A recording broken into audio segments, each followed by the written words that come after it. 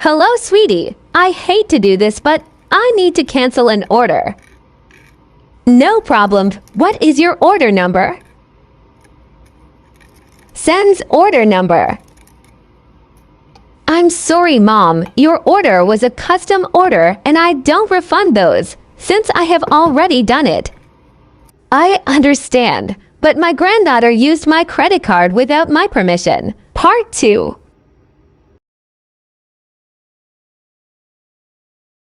Storytime. A girl named Akira Kendrick sent me this story, and the background of it is that her dad was very abusive to her mother, and her mother got custody of Akira, and her dad was not happy about that. Anyway, so Akira was with her aunt and her cousins at her grandmother's house, all on her mother's side, and her dad stops by to say hello. And Akira's outside playing with her cousin, and her dad comes up to her and grabs her arm and says, "Do you want to go to Walmart with me?" And at the time, she's only 7, so all she hears is toy aisle, so she says, "Yes, let's go." So they get in the car, they head to Walmart, she gets some really nice pom-poms, and then he says, "Okay, let's go back to your grandmother's house." So he starts driving and he gets on the highway, and Akira knows that her grandmother's house is right around the corner from Walmart, so he does not need to get on the highway. So she says, "Dad, where are we going?" And he gets really mad and says, "Shut up, sit down, it does not matter." So Akira's in the back seat, she's really scared, and she just shuts her mouth. So after being in the car for a while, they eventually arrived at this really old, abandoned, beat up house. And when they walk in, Akira sees about 25 people and she does not know any of them. Her dad brings her to a room, puts her in a little closet, throws her some toys and her pom-poms and says, "Play." Part 2 is coming right now.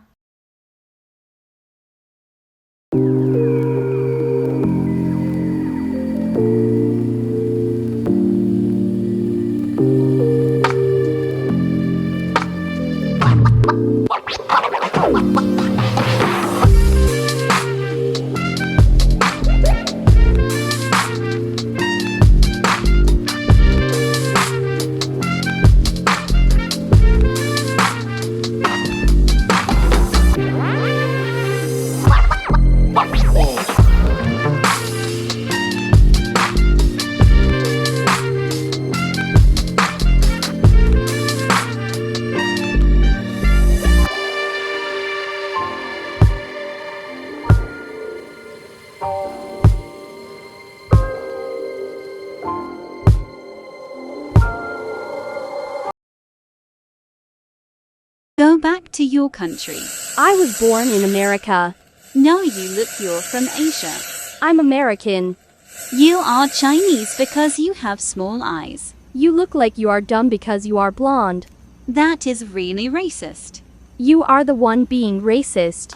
No, because my doctor said I am 3 Asian, so I can't be racist to my own race. I'm not Chinese, I'm Thai, by the way. What is a Thai? I'm gonna lose my brain cells if I keep talking to you. Bye. She was so mean. Last night I went out to the comedy club to watch a show with my new friends, and I was in the bathroom and there was a girl in the stall behind me, and I'm washing my hands and she comes out and has the exact same hair color as me. So we're like looking in the mirror at each other and I'm like, we have to get a picture together. So we get a picture together, add each other on Instagram, and then I go up to buy a drink at the bar and she's up there, so I'm like, oh, I'll buy her beer for her. And then a couple hours later I get a message from her and she's like, "Ma'am, I hate to be so forward, but after some stalking, do you like women?" And I'm like, "Yes, I do." And she was like, "I thought you buying me a drink was friendly. I'm so mad right now." And I'm like, "Well, it was, but hey." And then she told me that her typical first date idea would be to go to the comedy club. And she was like, "That kind of ruins it since we met there." And I was like, "Well, how about we go to the comedy club and we both have to do amateur night?" And she said she'd commit to 4 minutes of embarrassing herself just for a date with me. So do I do it? Neither of us have ever done it before, so I'm pretty sure it would be a train wreck. I don't know, man. What do you think? Hi y'all, here's a story time of how I got out of getting in trouble at school. So I believe I was in first grade at the time, and I had a best friend named, let's just say, Allie. Allie had this huge crush on this boy named, let's just say, Mark. Mark liked Allie, and Allie liked Mark back. So word got around that they both liked each other, so they scheduled a wedding. At the time, the whole grade was all obsessed with marrying each other and crushes and dating, but I was not really into that. I was more into sports and my grades, so I thought that this was kind of a crazy idea. So Allie comes up to me, tells me that she's getting married, and she invited me to her wedding. I thought this was absolutely nuts since I knew this relationship was not going to go anywhere, but I still said yes that I would go because, once again, it's my best friend. So the day comes, Allie wears a dress and heels to school, so she would look like a bride. I honestly forgot what Mark was wearing, but it was probably not groomly at all. But the wedding was scheduled for during recess. So we go through the school day. Allie was pretty excited about her wedding. I'm pretty sure Mark was too. And we finally make it to recess. I still thought this was an absolutely nuts idea because literally nothing was going to happen in this relationship. But I was still supportive and hyping her up.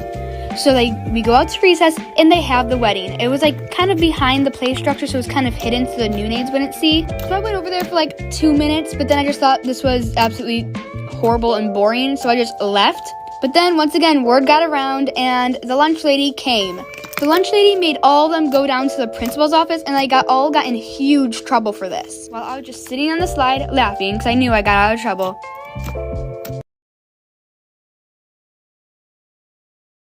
Story time on how/why I slept 3 feet away from my dead neighbor for 6 to 8 weeks during quarantine.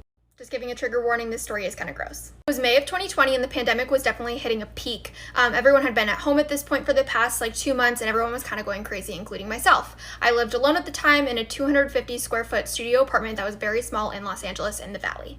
To give perspective for the rest of the story, my building is kind of like an old motel style, so all of our doors open outside, and the building is a rectangle with my door being the only one on the end of the rectangle and 2 doors on either side of me.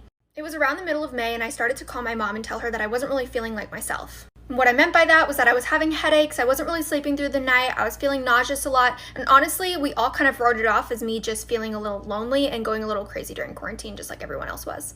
It was really unlike me to not be able to sleep through the night, so I thought this was really strange, but again, I just kind of wrote it off because I just thought I was really sad and depressed. Throughout the month of May, I noticed that I had an uptick in the amount of bugs in my apartment, which was very unusual because I'm extremely tidy and there's never bugs, but I noticed there was a couple spiders here or there throughout the month, but again, I didn't really think much of it because it was really hot, it was the middle of summer, and sometimes this happens. I started complaining to my manager that I was really sick of the spiders and I needed her to come, but she said she didn't really want to send anyone because it was the pandemic and it wasn't an emergency and it wasn't like I had a million of them, it was only 2 or 3. Towards the middle of May, I started to complain about a bad smell that I would get whenever there was a heavy breeze, but again, it wasn't anything I could really put my finger on, it was just something that I was smelling occasionally. Truthfully, my best description of this smell was kind of like a dead fish, so I thought that maybe a bird had caught a fish, which in retrospect is the most stupid thing ever because there's no lakes anywhere near me. I started to feel really crazy because, again, I wasn't sleeping, the smell was really starting to bother me, and this was going on for weeks, but my manager was refusing to send anyone out or come out herself because of the pandemic. I started thinking maybe my schizophrenic neighbor who lived to the right of me had his dog had died or something had happened and I got really worried. But my manager told me she can't just start knocking on neighbors' doors and bothering them, but I had this really bad feeling that something was super wrong and the smell was getting really bad every time it was windy and I was really, really worried. But remember, it's the middle of the pandemic and we had been home 24 hours a day, 7 days a week, so I think I had gotten kind of used to the smell. I called over my boyfriend, he came, and I was super nervous to have him over because of obviously COVID, but he agreed the smell was horrific, he could barely handle it, and then after staying with me for a week, he started to not be able to sleep through the night, he was feeling nauseous and all the same symptoms as me. This is when I started to think something's really wrong. Because my manager said she wouldn't come out, I decided to tell her I was going to call police non-emergency, so they came out and did a wellness check on the neighbor that lived to the right of me who was schizophrenic. Turns out he was perfectly fine and everything was okay. My manager was pretty upset with me because I was disturbing my neighbors and then they gave me a notice saying that I can't be harassing people in the building. I consulted the police and they told me after 48 hours if my manager didn't convene, then I could call them again. And this is when things got crazy. I felt like I was on a mission because no one was listening to me and my manager was making me out to feel crazy. There's a lot more to this story, so for part 2. Am I the asshole for ruining my niece's birth over a name? I, 29 female, was pregnant with twins a few years ago. Unfortunately, only one baby survived, a little boy who we called Henry, and my daughter who passed, we called her Daphne. My sister and I were close growing up, but we drifted apart. There was a rivalry on her part after I met my partner. For example, she hated that we got engaged before her. She has been with her partner for 3+ more years, and she threw a fit saying she wouldn't attend our wedding unless she was engaged too. So they got engaged, and threw an engagement party the night before my wedding. When I announced my pregnancy, she wasn't happy, as I'd done another thing before her, but when my daughter died, she seemed to be a lot nicer. Because of this change, we made her Henry's godparent. She became pregnant recently and refused to announce the name until a few days after birth. The baby girl was called Theodora, which is beautiful. I was bringing presents to her and I saw my dad building a huge toy box with the name Daphne on it. When I questioned this, I was told the baby is going to be called Daphne and only Theodora on paper. No one will use her full name, only her nickname. All of my family knew and supported her. I got upset and started shouting, asking if this was a cruel prank. She came out and told me to F off. I don't own a name and she liked it since my baby's funeral. My family are on her side and say, why do I care? My baby is not here, so there is no confusion and don't see why I caused a scene and ruined her happy time, and why can't I be happy for her? They're saying I'm being petty and cruel. They want me to apologize, but I don't want to. So, am I the asshole for getting upset over choosing my dead baby's name?